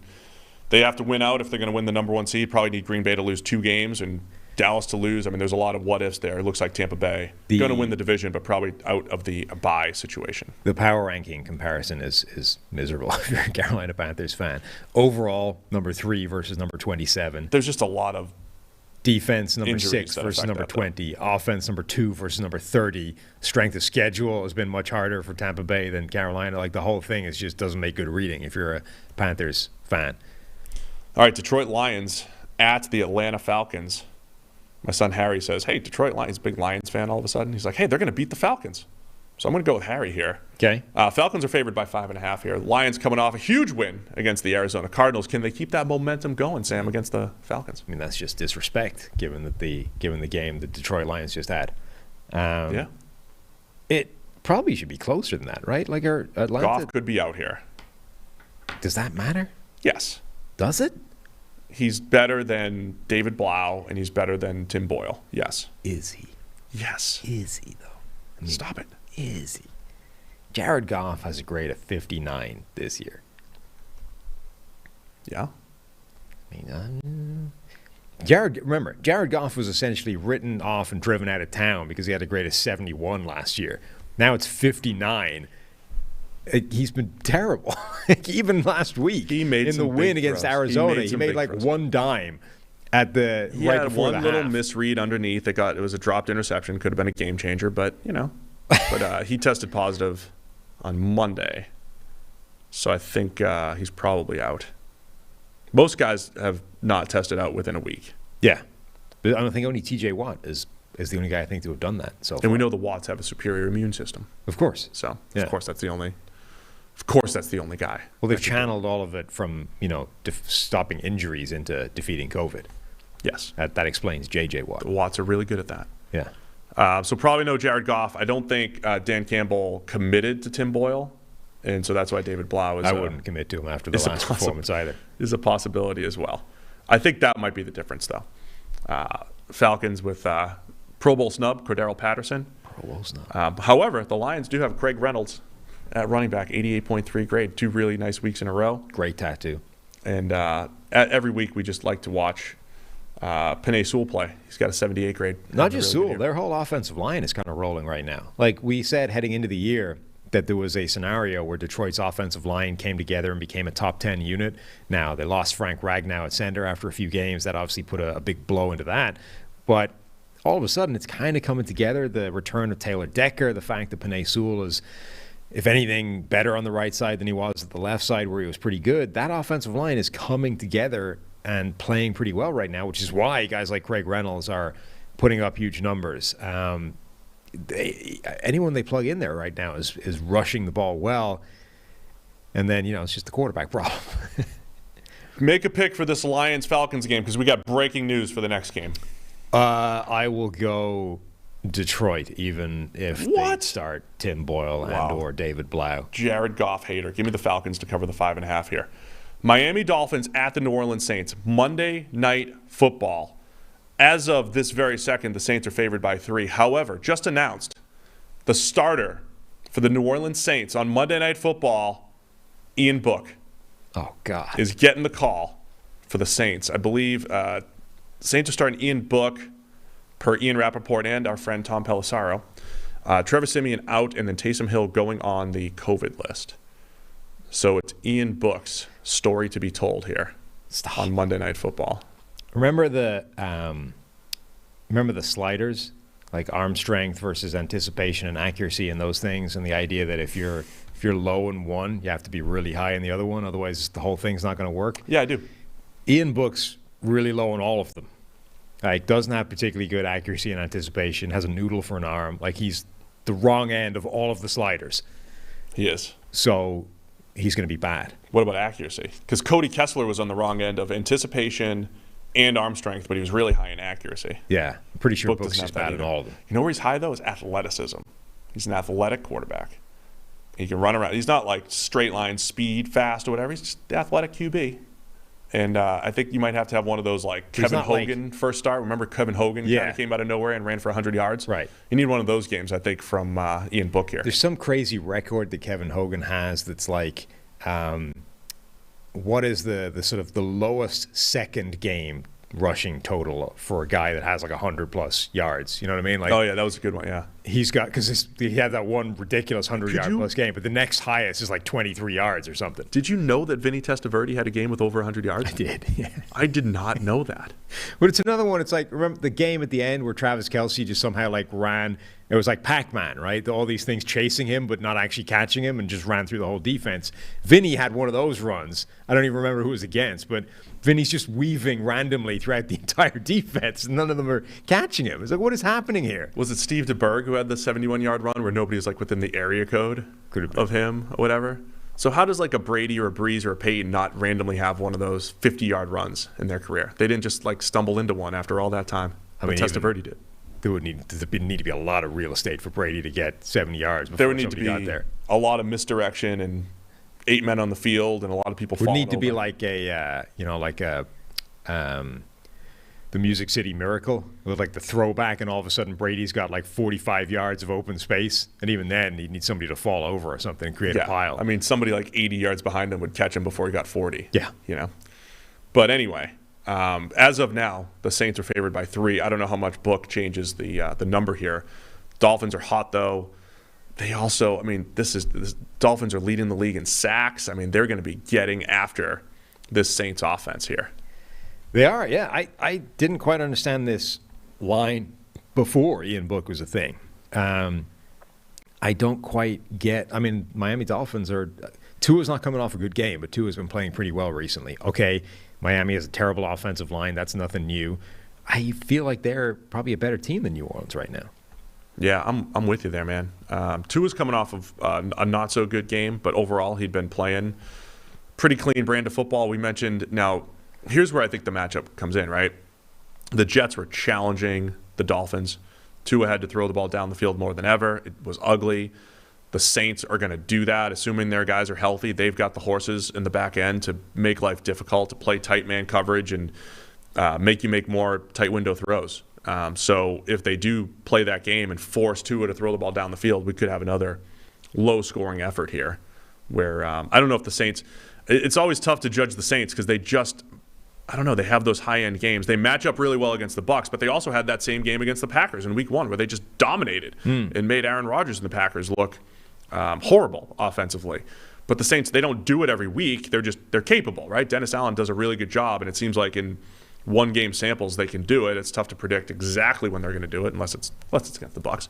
But could be seeing a low-scoring game here if the Saints play defense the way they just did. Yeah, it really is tough to sort of identify why and when they're going to have those games. But when they're also healthy, too, like Marcus Davenport and Cameron Jordan, their pass rush grade as a team isn't great. But, again, in one-game samples, especially if you are facing this Dolphins offensive line, Reading the pros and cons for Ian Book in the PFF draft guide, I think, is instructive.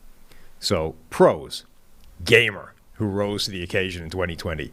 Huge down the stretch in the win over Clemson. So already we're like, our first thing we're telling you about this guy is moxie. That's what we like to see. Touted by those around the Notre Dame program for his intangibles. So moxie, intangibles. Light on his feet. Thrived on second reaction plays. Cons. Locks in everything that you can quantify. Locks in on one receiver routinely. So slow to come off. Well below average arm strength for the NFL. Not athletic enough to pull escape artist acts in the NFL. Has to see it to throw it. Very few throws in rhythm, timing. So good at moxie and intangibles at the college level. Bad at everything else. Yeah. I don't see it going well.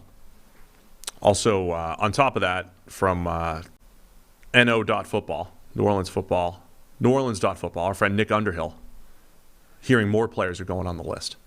So we don't have those players, but we know that there are going to be more players. And if we had mentioned those players and they're not going to play, just ignore that analysis. That's what I would suggest. The good news is I think Miami are winning whatever happens, so that's my pick. I'll take the Dolphins as well to cover the 3. This is what we got. This is the spread we got, right? This is why you bet early. We got it at 3. They're going to win outright whatever happens. Yeah, I'll take the Dolphins as well here on Monday Night Football. 2 more games remaining here. Jacksonville, you didn't put this last? No, but only because I forgot the last one and couldn't change it. We'll go the other way. Okay. Chargers at Houston Texans. Yes, let's go with the 10-point spread game as opposed to the other one. The Pick'em's going to be the best game of the week. Yeah? I hope are you on that game? I hope you're on that game. I could be. I haven't checked. I'm on one of those late games. Zach Wilson versus Trevor Lawrence. There's a lot to watch there. All right, we're talking Chargers-Texans right now, though. Texans also. Oh, geez. Texans getting 10 at home, and they've got a whole bunch of people on the list as well. Excellent. Beautiful. This is fun. How much do the Chargers win by? Well, the Chargers have their own bunch of guys on the list as well. Eckler's on it. Yep. Went on yesterday, so he's done, probably. Joey Bosa went on at, the 20th? They're missing some pretty significant players. Corey Linsley's on the list. Joey Bosa on the 20th. So that was their big outbreak day. Like, they had a bunch of guys go on the 20th. Chris Rumpf, Trey Marshall, Tavon Campbell. Hey, there's a lot on both sides here. Eckler, Jalen Guyton. Undisclosed? Why is it undisclosed? The one on the COVID list. It's probably COVID. Probably, yeah. Yeah. Asante Samuel also questionable with a concussion, as is Donald Parham. Yes. Got hit pretty hard. Hit his head pretty hard on Thursday Night Football last week. Scary situation, but it seems like he's doing a lot better now. I wouldn't expect him to play at this point, but no. Anyway, a lot of pressure again on Justin Herbert to carry the Chargers offense and Davis Mills to carry the Texans offense. I think you have to have more confidence at this point in Justin Herbert than Davis Mills. I would say Brandon Cooks being out too. He's the guy that he's the only guy that they've had doing anything good on offense. Right. That's the big one, I think, for the Texans. But they've got several losses on both sides of the ball here. The good news for the Houston Texans is that a loss here starts to put you back in the number 1 overall pick conversation, where you screwed that up by giving the Jags a number 1 pick. All of a sudden, you can kind of get back in the mix. So there's something to look forward to. We spent all offseason trying to figure out the Texans' offseason strategy. Maybe it was just anticipation of a COVID outbreak. Maybe. Like, we're going to have the deepest team in the league with all sorts of veterans. There's no difference between our top 20 guys and the bottom 20 guys. So a COVID outbreak of 25 people is going to have zero effect on this team. No one's going to be more equipped than the Houston Texans to handle an outbreak. Yeah. I'm not sure that's the best way of dealing with that, but it's a way. So this is the game that the Texans were preparing for all offseason by building the depth. Yeah. And they are getting 10 points. Great. At home. Mm-hmm. I think Herbert chucks it around the yard and Chargers cover it. Yeah.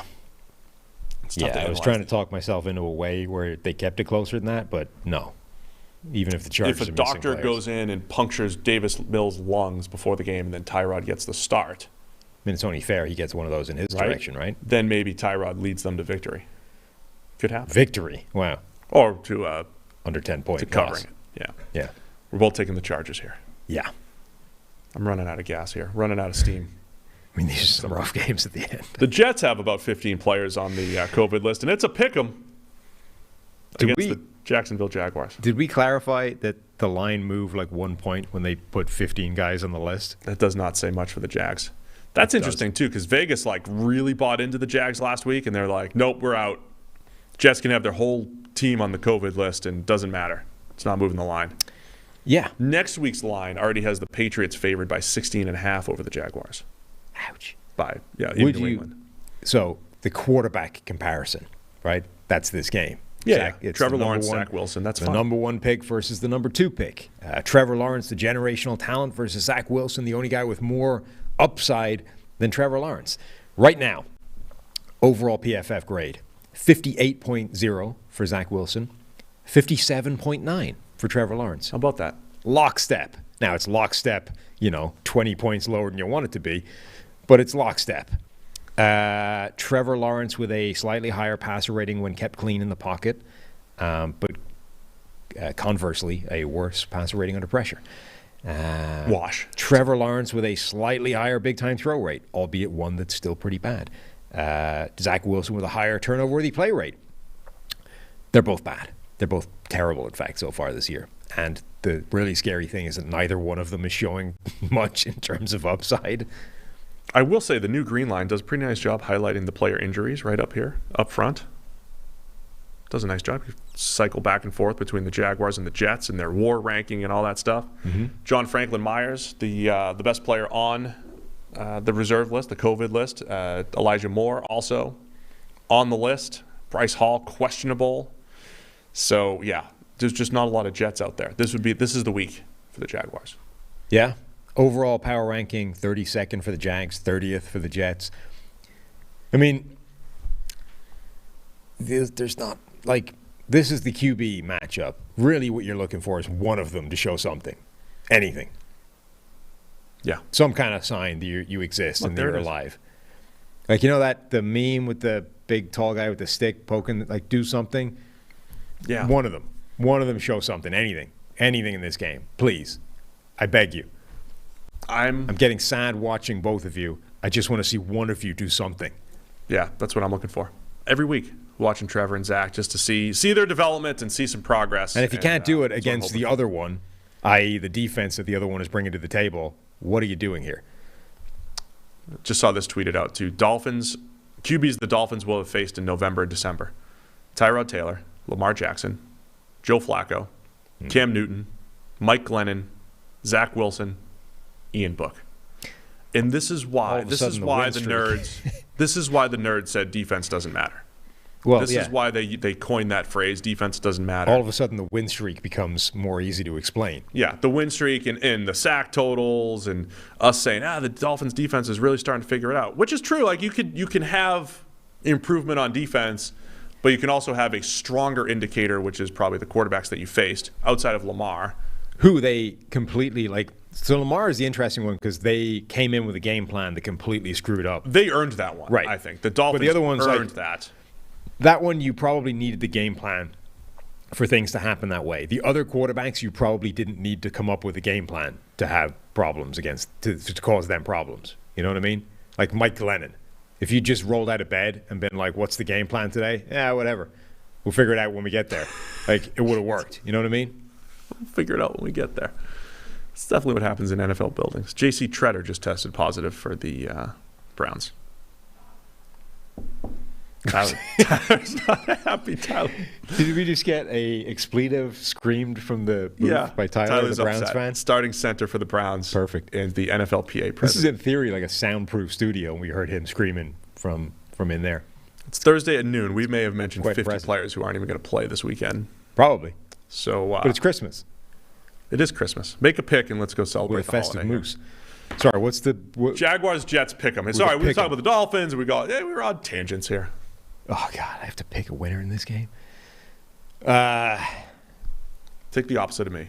What are you picking? I'm gonna take the Jags. Fine. The Jags? Jags. So I'm stuck with the Jets? Yeah. Oh God. I'm gonna have my Brunel jersey on. Fired up. Ready Fine. to watch. It's in East Rutherford, New Jersey. The Jets are gonna win. Jets at home here. I want to see Trevor in the cold. It's gonna be huge too. Can you do it in a wet, windy day in East Rutherford? Can we get a weather report in East Rutherford? Oh, man, there's one other thing I wanted to add about that Baltimore 2-point decision. I did some research on sprint outs. I know this isn't, flow of the show here. Sprint out was a bad call, as I expected. I'll have more on it next week. Sprint out being you roll out your quarterback without play action, right? You roll the pocket, sprint him out to throw it. Not a good idea. It's like a 28% success rate. So that's the other interesting element. It's still higher than the goal line fade. It's not. The fade is better. Fade's better. If you add the back shoulder in there, which is built in, right? You run a fade, you can back shoulder it. If you put the back shoulder in, you're in the 40% range. 40%. Success, which isn't bad. But this is where the analytics discussion about going for it has this other element to it, right? Yeah, pick the right damn play. Yes. And I think there's enough information. It's not like we're gonna run sprint right option and it works 90% of the time. But you can put, which it doesn't, but you can put some broad parameters around play concepts historically, like run pass. You start with run pass. Should we run it? Should we pass it? Now, should we run play action, even though they know we're going to run it? Should we still run play action and roll a guy out? Should we run play action and keep him in the pocket? Should we run a zone read? Should we run sprint out? And I would just say you could cross off some plays like sprint out because they work like 28% of the time or 27, whatever the number is. So here's the weather report. 47 degrees in East Rutherford. Mm-hmm. Doesn't look like 7% chance of rain. Yeah, 15 mile an hour winds. The wind is going to be. Both guys have the arm to cut the wind, which is great. So 47, that's not too bad. No. For a 1 o'clock game. No, we're fine. Great. All right, man. Good show. Really good. Look at that. We flew through the end because, what the heck? Why wouldn't we? Of course. Yeah, there are some pretty rough games towards the end of this, but the good news is it's Christmas, so. Elite Up over at PFF.com. Get your Elite package. It might be for everybody, probably at least for Edge users. I think it is. I think it's right. 50% off using the promo code Elite Up, and then 25% off all PFF subscription using NFL Pod. We appreciate everybody. Don't forget the charity drive. We're still raising money for Kentucky and the Tornado Relief Fund. Pin tweet. My pin tweet at PFF_Sam. The podcast's pin tweet at PFF NFL Pod. That's where the GoFundMe is to raise money for tornado relief in the Midwest. All right, that'll do it for us. We're at 1,800 of the goal being goals 2,000, so we're very close. We appreciate everybody that has donated there into all of the charity drives we've had here at the PFF NFL Podcast. So that's it. Merry Christmas to everybody. Merry Christmas to you and the family. We'll be back here. And the Moose. And the Moose. We'll be back here Monday morning reviewing all of the Week 16 NFL action.